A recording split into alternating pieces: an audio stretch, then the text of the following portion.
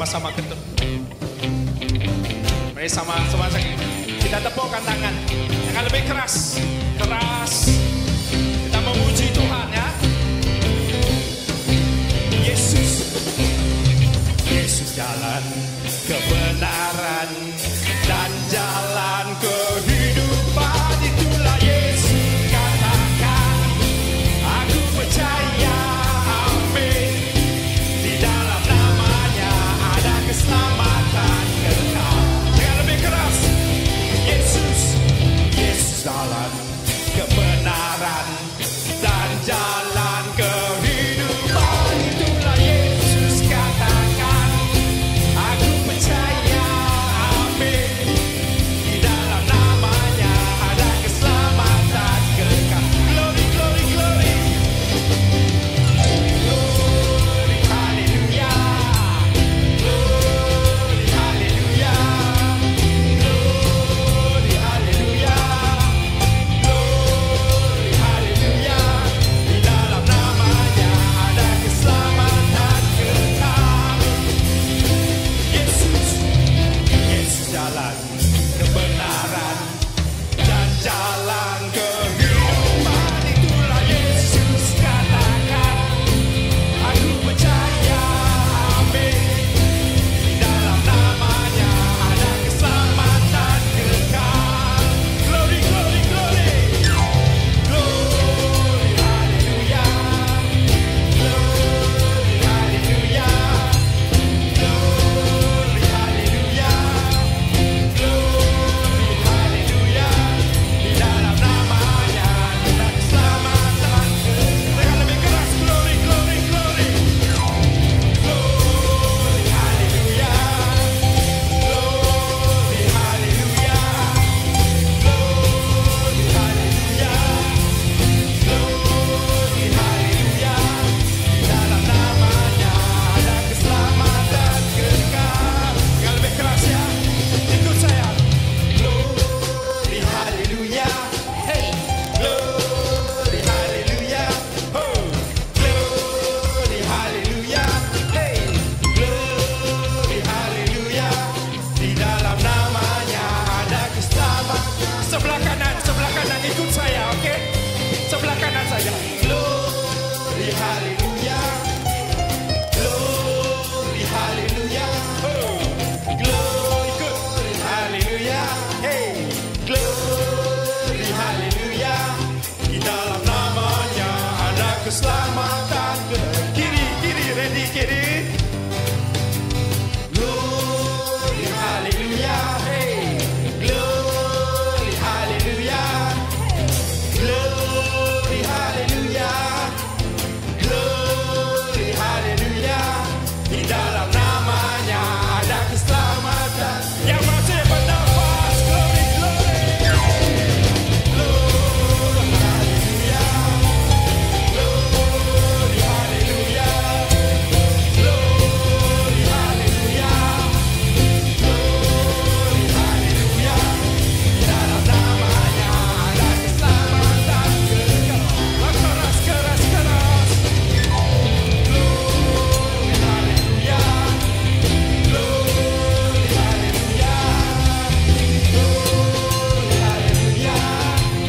Glory, haleluya. Di dalam namanya ada keselamatan kekal.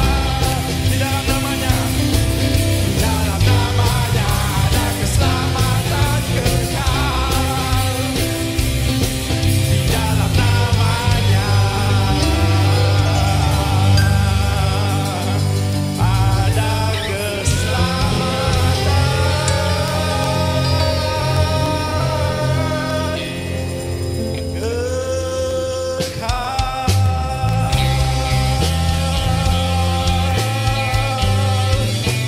Berikan tepukan yang paling kuat, yang paling penuh buat Tuhan Yesus kita. Haleluya, haleluya Tuhan.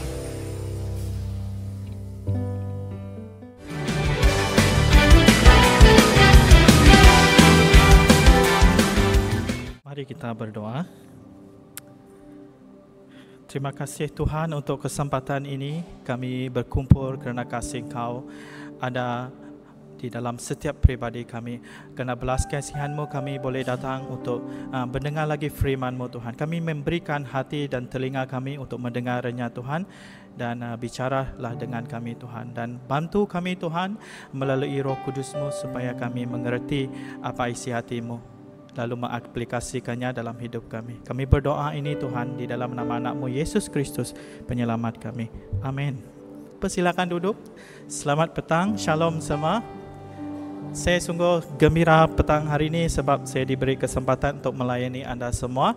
Father Kevin memberikan tanggungjawab ini untuk melayani servis BM pada petang hari. So saya sangat gembira bertemu dengan kamu semua di sini dan juga bersukacita untuk menabur firman Tuhan.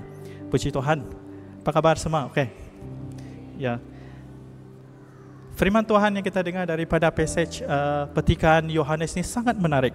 Dan saya sangat suka Injil Yohanes sebab banyak sangat hal, dan Injil itu sendiri sangat memberi message, bukan saja message tapi cara naratif dia, cara account dia sangat-sangat menarik kalau kamu belajar, kalau kamu study Injil ini.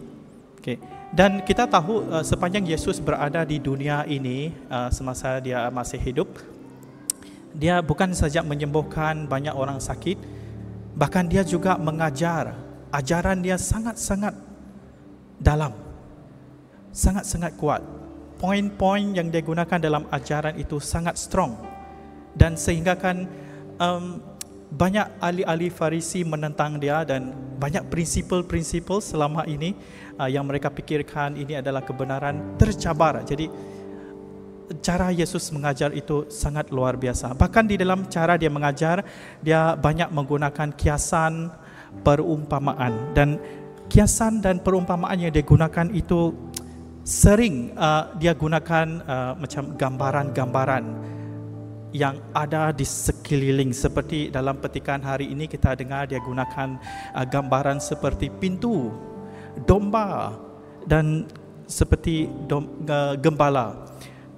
Kerana gambaran yang dia gunakan itu ataupun imagery yang dia gunakan di dalam ajaran dia itu sangat berkaitan dengan kehidupan masyarakat pada ketika itu. Dan gambaran-gambaran ini selalunya digunakan signifikan, sangat signifikan dengan cara kehidupan masyarakat pada waktu itu.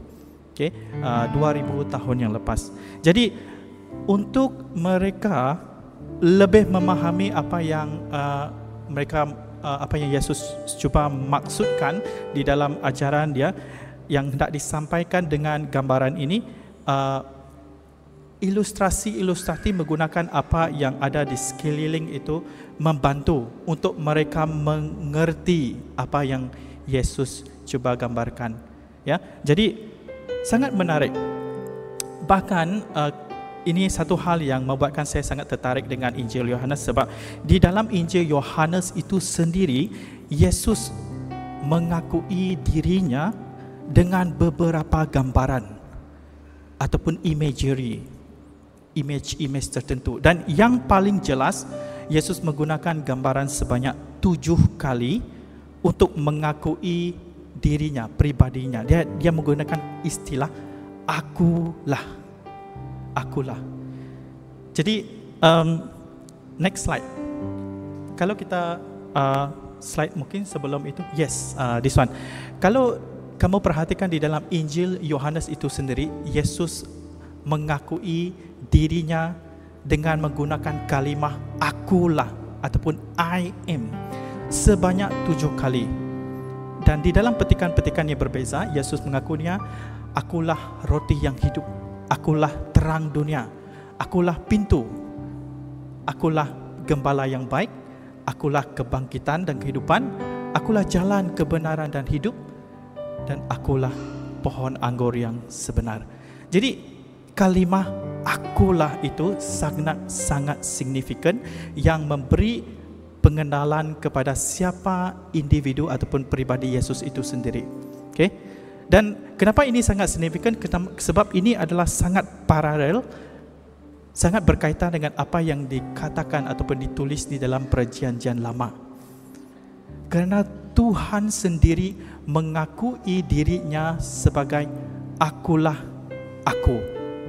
Kalau kita perhatikan di dalam buku Keluaran bab yang ketiga ayat 14, next slide.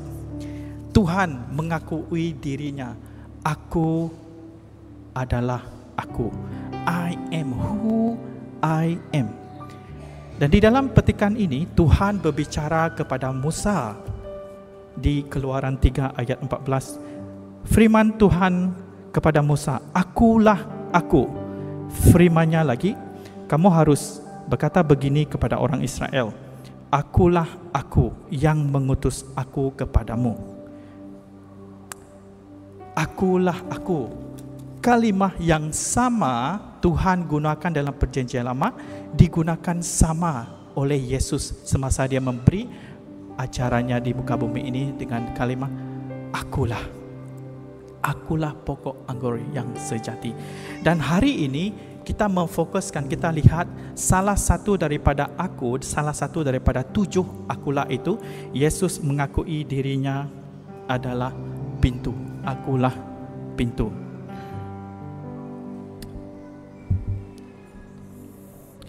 Dan di dalam perjanjian baru, sebab tadi saya menyentuh di dalam perjanjian lama, tapi di dalam perjanjian baru, Yesus menggunakan kalimah ini untuk menunjukkan gambaran karakter Tuhan itu sendiri seperti apa. So dia gunakan istilah-istilah, ilustrasi-ilustrasi, gambaran-gambaran yang sangat relevan dengan kehidupan pada waktu itu dan sangat relevan dengan kita hari ini. Macam hari ini kita petikan ini menerangkan kepada kita Yesus mengaku dirinya adalah pintu. Dan untuk kita lebih jelas dengan apa yang dimaksudkan Yesus menyatakan dirinya adalah pintu, kita kena jelas dengan konteks kehidupan masyarakat pada waktu itu yang biasa dengan kehidupan ataupun cara kegiatan harian mereka mengembala kambing biri-biri, mengembala domba-domba. Jadi kehidupan masyarakat pada waktu itu, domba-domba sering berkeliaran pada waktu siang di padang rumput hijau dan atau di tepi air sungai yang tenang, dan kebiasaannya mereka selalunya di dalam satu kawanan. Dan peranan dan tanggungjawab seseorang pengembala itu adalah untuk memastikan semua kawanan domba ini selamat, bebas daripada binatang buas dan pencuri-pencuri, perompak-perompak domba. Jadi mereka juga perlu memastikan bahawa domba-domba tersebut tidak membahayakan diri untuk pergi ke satu tempat yang berisiko, yang boleh membahayakan keselamatan mereka. Itu pada waktu siang. Pada waktu malam pula, kawanan domba ini akan dibawa pulang ke satu tempat yang paling selamat, dan tempat ini dipanggil sheepfold ataupun kandang khas. Seperti dalam gambaran ini adalah gambaran kandang sheepfold itu pada ketika itu. Tapi kalau kamu lihat di sini diperbuat daripada batu, sebab ada kandang yang diperbuat daripada kayu dan disaluti dengan dawai berduri. Tapi kebiasaannya pada waktu itu, kandang ini ataupun sheepfold ini diperbuat daripada batu bata. Ini supaya semua domba tersebut selamat daripada binatang buas ataupun bebas daripada pencuri pada waktu malam. Kamu perhatikan struktur ataupun macam mana gambaran kandang itu diperbuat. Kamu perhatikan betul-betul. Di setiap dinding kandang ini diletakkan satu, di atasnya ada batu tajam terpacak. Kalau kamu perhatikan ada batu-batu yang tajam terpacak pada atasnya. Ini untuk mengelak daripada pencuri untuk memanjat ke atasnya. Dan kandang ini kita hanya boleh memasuki dalam kandang ini hanya melalui satu pintu sahaja. Dan hanya penjaga kandang saja boleh memasukinya. selain daripada penjaga kandang ataupun gembala, yang selain daripada itu adalah musuh ataupun binatang buas ataupun pencuri. Jadi pintu kandang tersebut sangat penting untuk memastikan kawanan domba itu selamat dan terlindung. Ataupun dalam erti kata lain, pintu ini adalah satu-satunya tempat keselamatan ataupun pelindungan supaya terjamin. Okay? Dan itu sebabnya kenapa Yesus menggunakan bayangan ini atau perumpamaan ini di dalam Yohanes 10 ayat 1 dan 2. Katakan tadi, sesungguhnya aku berkata kepadamu, jika seseorang memasuki kandang domba dengan cara lain bukan melalui pintu, orang itu pencuri dan perompak. Dan orang yang masuk melalui pintu adalah gembala domba. Dan kebiasaannya kandang yang besar, kandang yang besar seperti yang kamu nampak di dalam gambaran tadi itu boleh memuat beberapa kawanan domba yang lain. Maksudnya setiap kawanan domba itu ada pengembala dia masing-masing, tetapi berada di dalam kandang itu sendiri. Dan setiap gembala itu mengenal setiap domba mereka. Dan setiap kawanan domba itu juga mengenal siapa gembala mereka. Maksudnya di dalam kandang itu ada kawanan yang berlain-lain dan mempunyai pengembala masing-masing. Tapi mereka mengenal siapa gembala mereka dan gembala itu mengenal siapa ataupun siapa dombanya. Gembala mengenal dombanya biasanya dari segi tanda pada bulu domba itu, ataupun dia mengenal dari segi karakter domba itu sendiri, biri-biri itu sendiri. Dan ada gembala memberikan nama kepada setiap domba mereka.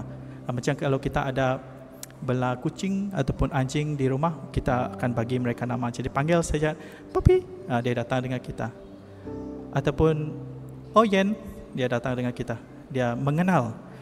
Dan jadi apabila gembala itu memanggil kawanan dombanya dengan ada yang gunakan bunyi-bunyi tertentu, dia kenal bunyi itu. Ataupun dia memanggil nama setiap dombanya, dia panggil nama. Domba-domba akan mengenal itu suara, itu dia panggil nama saya, dan dia akan mengikuti gembalanya. Dan untuk mereka mengenal suara gembala mereka ini, biasanya gembala selalu melatih. Dia melatih domba-domba ini untuk mengenal dia. Jadi cara dia melatih adalah gembala itu akan berada di dalam kandang, berada di dalam kandang dan dia panggil mereka. Dan ini dilatih bukan 1-2 hari, dia memang sering melatihnya. Dan domba yang sudah terlatih, dia akan mengikut suara gembalanya itu dan dia akan menuju ke pintu kandang itu kalau dia dengar gembala dia panggil dan masuk ke kandang. Dan begitu juga kalau gembala itu membawa domba-dombanya keluar, domba-dombanya akan mengikut suara si gembala ini. Dan itu yang Yesus cuba mau maksudkan. Mungkin dalam konteks kita Malaysia sini, Sarawak sini, kita jarang melihat domba kan, susah. Kita biasanya ternak itik, ternak babi, itu tahulah. Tapi kalau gembala kita sukar untuk mendapat gambarannya, tapi saya cuba untuk kita mengerti gambaran itu sendiri. Dan itu sebabnya kenapa Yesus ayat 3 dan 5 dia berkatakan, penjaga kandang membuka pintu untuknya dan kawanan domba itu mendengar suaranya dan dia memanggil nama setiap dombanya. Gembala itu pun memimpin domba-domba itu keluar. Dan setelah semua domba keluar, gembala itu berjalan di hadapan dan domba-domba mengikutinya kerana mengenal suaranya. Dan kawanan domba itu tidak akan mengikut orang lain, malah akan lari daripadanya kerana tidak mengenal suaranya. Saya ada satu video untuk kamu sama lihat, 2 minit saja video ini supaya kita lebih mengerti bagaimana gambaran domba itu mendengar suara gembala itu sendiri. Suara orang lain dia tidak mau. Boleh technical team untuk mainkan video ini.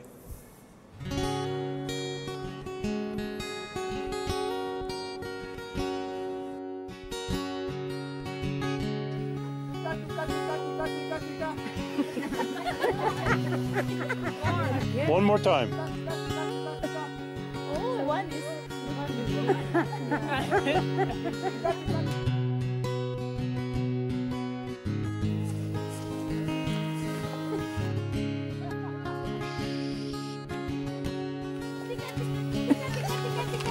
Louder. Tika, tika, tika, tika. Tika, tika, tika, tika. Tika, tika.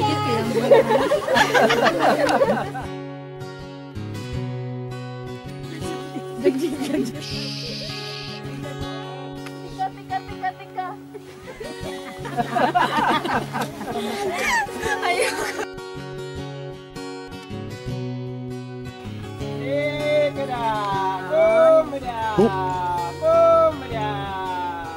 Look at them. Look at them.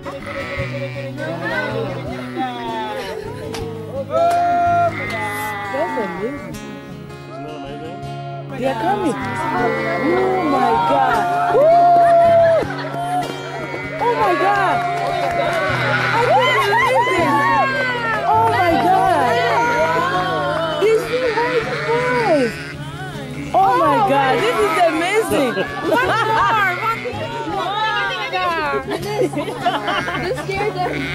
Yeah, Eunice made him go away. Oh my God. Was that cool or what? Yeah. You will never have the same again. Jadi boleh nampak sangat ada perbezaannya. Jadi ini sangat apa Yesus sampaikan kalau kita lihat kepada bab yang ke-10 ayat 27-28, Yesus ada mengatakan, domba-dombaku mendengar suaraku. Aku mengenal mereka dan mereka mengikutku. Aku memberi mereka hidup yang kekal. Mereka tidak akan binasa dan tiada siapa dapat merampas mereka daripada tanganku. Jadi satu perkara yang boleh menjadi refleksi kepada setiap kita di sini, kadang-kadang kita perlu bertanya kepada diri kita, siapakah gembala kita di dunia ini? Siapakah gembala kamu? Siapakah gembala kamu? Siapakah yang kamu dengar di dunia ini? Prinsip apa yang kamu ikuti di dalam dunia ini? Ataupun ajaran apa yang kamu dengar? Apakah standard yang kamu ikut masa kamu hidup di dalam dunia ini sekarang? Jadi banyak gembala di dunia ini, banyak sangat di dunia ini, macam-macam jenis gembala. Tetapi kita perlu bertanya diri kita sendiri, adakah gembala kita ini memberi kita kehidupan atau adakah memberi kita kebinasaan? Adakah kita mendengar suara kita sendiri ataupun adakah kita mendengar suara Tuhan itu yang menjadi gembala kita dalam kita hidup di dunia ini? Kadang-kadang kita terlalu mendengar suara diri kita, terlalu mendengar suara-suara di sekeliling kita, dan kita sehingga tidak mendengar suara Tuhan itu sendiri. Jadi ini kita boleh refleksi diri kita. Sebab kalau gembala kita Yesus, tentu kita harus mendengar dan taat kepada suaranya. Dan suara Tuhan itu, suara Yesus itu adalah firman Tuhan itu sendiri. Sebab dia berbicara melalui firman-Nya. Dia berbicara melalui para nabi, para murid-Nya, dan dia semua yang dibicarakan itu ditulis dan dibukukan di dalam Alkitab kita pada hari ini. Jadi itu adalah suara Tuhan itu sendiri. Dan kalau kita mengikuti suara Yesus itu sebagai gembala kita, kita akan pasti memperoleh kehidupan. Dan seperti saya katakan tadi, banyak betul pintu gembala dan pintu di sekeliling kita ini, banyak betul di dunia ini. Banyak betul pintu yang menjanjikan kita hal-hal yang menarik hati kita. Tetapi adakah pintu ini menjamin kita kepada keselamatan? Adakah pintu ini memberi kita kehidupan ataupun kebinasaan? Jadi kadang-kadang ada pintu pintu di dunia ini ada yang menawarkan kita banyak hal, tapi kita mengikutinya dan memasuk kepadanya dan membawa kita kepada kehampaan, membawa kita kepada putus asa, membawa kita kepada kehancuran ataupun kekecewaan. Oleh itu Yesus ada berbicara di Matius 7 ayat 13-14. Dia mengatakan, masuklah melalui pintu yang sempit, kerana pintu gerbang dan jalan menuju kebinasaan itu lebar dan luas, maka ramai orang yang memilihnya. Sebaliknya pintu dan jalan ke hidup kekal itu sempit dan sukar, hanya segelintir orang yang berjumpainya. Matius 7 ayat 13-14. Yesus berkata, ada pintu di dunia ini, dia menawarkan kita, dia menjanjikan kita kemewahan, tetapi membawa kita kepada ketamakan. Ada pintu yang menjanjikan kepada kita kesenangan, tetapi membawa kita kepada kesombongan diri sendiri, sehingga itu menghancurkan kita. Dan ada juga pintu yang menjanjikan kita kepuasan dalam hidup ini, tetapi membawa kehidupan kita itu lebih complicated. Itu yang saya maksudkan, banyak betul pintu di dunia ini, tapi Yesus mengatakan ikutlah pintu yang sempit, dan itu adalah pintu melalui Yesus Kristus. Sebab Yesuslah pintu yang menjamin kita selamat, dan kita akan pasti memperoleh kehidupan yang berkelimpahan. Sayangnya tidak ramai orang ingin hidup melalui pintu ini, melalui Yesus Kristus. Jadi saudara, semasa Yesus cuba memberikan ilustrasi ini, perumpamaan ini kepada murid-muridnya, ramai mereka tidak mendengar dan tidak mengerti. Jadi Yesus cuba untuk menjelaskan perumpamaan yang dia sampaikan kepada mereka. Jadi oleh itu di Yohanes 10 ayat 6 sampai 9, Yesus berkata, oleh yang demikian, sebab mereka ini muridnya waktu itu tidak faham apa yang cuba disampaikan, tidak faham maksudnya. Jadi Yesus berkata kepada mereka, sesungguhnya aku berkata kepadamu, akulah pintu bagi kawanan domba itu. Orang yang datang sebelum aku ialah pencuri dan perompak, tetapi kawanan domba tidak mengikut suara mereka. Yesus mengatakan sekali lagi, akulah pintu. Ini kedua kali Yesus tekankan di sini, akulah pintu. Sesiapa yang masuk melaluiku akan diselamatkan. Dia boleh keluar, masuk, dan dia akan dapat mencari padang rumput. Jadi saudara-saudari yang saya sangat kasihi dalam Kristus, di luar daripada Yesus Kristus, hidup kita pasti tidak akan terjamin selamat. Kita akan hilang. Kita tidak akan mendapat haluan hidup yang sebenar. Hidup tidak bertujuan di luar daripada Yesus. Kita mudah terpesong sebab kita masih belum jelas dengan tujuan hidup kita. Malah kita mudah terpengaruh dengan hal-hal yang kita fikir boleh menguntungkan atau boleh memuaskan keinginan kita, atau kita pikir itu boleh memenuhi kekosongan dalam hidup kita. Di luar Yesus, kita akan diserahkan kepada tangan yang bukan sepatutnya milik kepunyaan kita. We are not belong to the good hand. Di luar Yesus Kristus, nilai kita akan digadaikan. Orang hanya mengambil kesempatan, keuntungan daripada kita dengan penuh kerakusan. Kita tidak akan dibela di luar Yesus, kita tidak akan dijaga, malah kita akan terbiar dan ditolak. Saya memberikan gambaran-gambaran ini kepada kamu sebab itulah sifat pencuri, itulah sifat perompak. Kalau kita dicolek, sebagai contoh, orang yang mencolek kita, dia tidak akan biarkan kita, malah dia akan pukul-pukul kita. Kita akan terbiar begitu saja. Kita tidak akan dibela, malah nilai kita akan digadaikan. Nilai kita akan digadaikan sebab orang yang merompak kita, let's say kalau kita ini domba, kalau kita dirompak, kita akan dijual kepada orang lain. nilai kita itu akan hilang. Dan kita mempunyai gembala, tetapi kalau kita berada di tangan yang salah sebab orang mencuri kita, we are not belong. Ada seseorang, yaitu Tuhan, kita kepunyaan Dia. Tapi kalau kita berada di tangan yang salah, kita akan dihancurkan. Okay? Di luar daripada Yesus, kita ini seperti dicuri, kita ini seperti dirompak. Dan hanya melalui Yesus Kristus kita pasti, kalau kita berada di dalam Yesus Kristus, kalau kita berpihak kepada Dia, kalau kita kepunyaan Tuhan Yesus Kristus itu sendiri, kita ada haluan hidup. Dan hidup kita ini ada maknanya. Dan kehidupan kita ini ke arah tujuan yang pasti. Ada tujuan hidup. Kita akan jelas dengan tujuan hidup kita.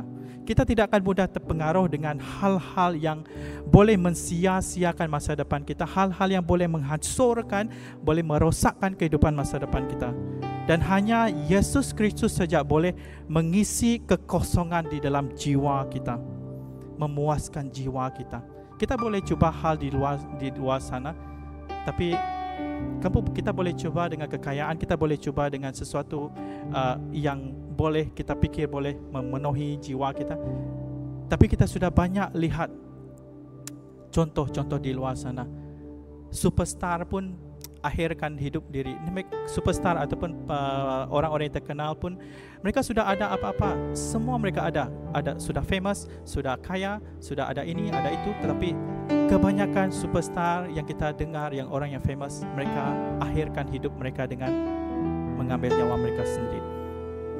Maksudnya ada sesuatu di dalam jiwa kita ini yang perlukan diisi. Ada vacuum di dalam jiwa ini perlu diisi oleh Tuhan. Jadi hanya Yesus saja boleh memenuhi kekosongan kita dan memuaskan jiwa kita. Dan di dalam Yesus kita akan dipelihara, kita akan rasa selamat, kita rasa kepunyaan, we feel belong. Dan kita akan rasa dikasihi dan terjamin, we feel secure. Dan sekiranya hidup kita ini berlandaskan ataupun didasari dengan hal selain daripada Yesus, kita harus hati-hati. Kalau prinsip hidup kita, standard hidup kita ini adalah berdasarkan nilai ataupun prinsip ataupun filosofi berdasarkan di luar daripada Yesus Kristus, kita harus berhati-hati. Sebab besar kemungkinan hal tersebut atau perkara tersebut adalah daripada musuh kita, si jahat. Kerana tujuan si jahat, yaitu iblis, hanya ingin membinasakan dan menghancurkan hidup kita. Tetapi Yesus Kristus datang supaya kamu dan saya memperoleh hidup, dan hidup yang penuh kelimpahan. Dan ini sangat jelas. Yesus mengakhirkan Yohanes 10 ayat 10 mengatakan, pencuri datang untuk mencuri, membunuh dan membinasakan. Tetapi aku datang supaya manusia mempunyai hidup, bahkan mempunyai hidup yang berlimpah-limpah. Jadi saudara-saudari, akhir daripada kata saya, kamu dan saya harus membuat keputusan. Membuat keputusan hari ini, pintu yang mana harus kita pilih. Kita harus membuat keputusan ini. Setiap manusia harus membuat keputusan pintu mana yang harus kita pilih. Saya memilih untuk menuju ke pintu di mana suara Yesus yang memanggil. Saya kenal suara Tuhan, saya kenal suara Yesus Kristus kerana firman Yesus itu sendiri di Alkitab. Dan hari ini saya mengajak kamu bersama-sama dengan saya untuk menuju ke pintu itu di mana Yesus memanggil. Mungkin kamu masih keliru, saya tidak pasti. Mungkin kamu masih belum jelas tentang kehidupan kamu. Mungkin kamu masih risau hala tuju kehidupan kamu, masih risau tentang masa depan kamu. Ataupun mungkin selama ini kamu hidup ikut prinsip ataupun nilai-nilai keluarga kamu, ataupun nilai-nilai yang kamu ikut di luar sana. Tetapi kamu sudah banyak kali mencuba, kamu sudah seboleh-bolehnya ikut prinsip ini. Ini prinsip saya, kerana ini keluarga saya yang amalkan. Tapi kadang-kadang kamu merasakan itu membawa kamu kepada kekecewaan. Mungkin dia itu membawa kamu kepada putus asa. Dan mungkin sekarang ini kamu sudah rasa hampir putus asa. Ataupun selama ini mungkin kamu ikut Yesus, tetapi kamu masih tertarik dengan suara-suara lain di luar sana yang menjanjikan banyak hal. Tapi hari ini ada satu firman Tuhan di dalam Wahyu 3 ayat 20. Dikatakan, dengarlah, aku berdiri di hadapan pintu sambil mengetuk. Jika seseorang mendengar suaraku dan membuka pintu, aku akan masuk ke rumahnya, aku akan makan bersama-sama dan dia bersama-samaku. Mari kita berdoa. Allah Bapa di syurga, terpuji namamu Tuhan kerana mengutuskan Yesus Kristus untuk kami. Dia sudah mati dan sudah bangkit Tuhan, dan memberi kami pengharapan baru untuk teruskan hidup ini. Tuhan, Engkau tahu posisi kehidupan kami hari ini. Engkau tahu Tuhan apa yang kami lalui dari hari ke hari Tuhan, dan Engkau tahu sangat Tuhan beban kami, apa yang kami rasai Tuhan. Tidak ada yang tersembunyi daripada Engkau Tuhan. Tolong kami Tuhan, tolong kami supaya kami lebih jelas, kami lebih teliti dengan suara Engkau. Sebab Engkaulah gembala kami yang sangat baik. Engkau menjanjikan kehidupan kepada kami. Tolong kami supaya kami patuh taat kepada suara itu Tuhan. Dan tolong kami Tuhan untuk lebih jelas dengan suara-suara yang bukan daripada Engkau Tuhan. Supaya kami lebih teliti Tuhan dan membuat keputusan untuk hanya mendengar suara Engkau dan datang kepada kandang yang Engkau sediakan untuk kami Tuhan. Bantu kami Tuhan. Kami mohon supaya Tuhan di dalam kami mengikut suara-Mu di dunia ini Tuhan, berkati kami Tuhan, sebab Tuhan juga sudah berfirman akan memberikan kami kehidupan dan kehidupan yang sangat berlimpah-limpah Tuhan. Kau tidak akan membiarkan kami kekurangan, malah Kau akan mencukupkan kami dan Kau melimpah-limpahkan kami. Engkau tahu keperluan kami di dunia ini. Setiap anak-anak-Mu di sini Tuhan, Kau berkati orang yang dekat dengan kami, keluarga kami, anak-anak kami juga Tuhan, maupun mungkin ada keluarga kami yang kami sayangi Tuhan, berarti jauh daripada kami saat ini Tuhan, mereka sedang bekerja ataupun tidak berada dengan kami. Engkau jaga, lindungi dan berkati juga mereka Tuhan. Terima kasih Tuhan, kami bersyukur mempunyai Engkau Tuhan kami, dan kami serahkan semua ini di dalam nama Yesus Kristus, Penggembala kami yang agung dan Juru Selamat kami. Amin. Mari kita berdiri.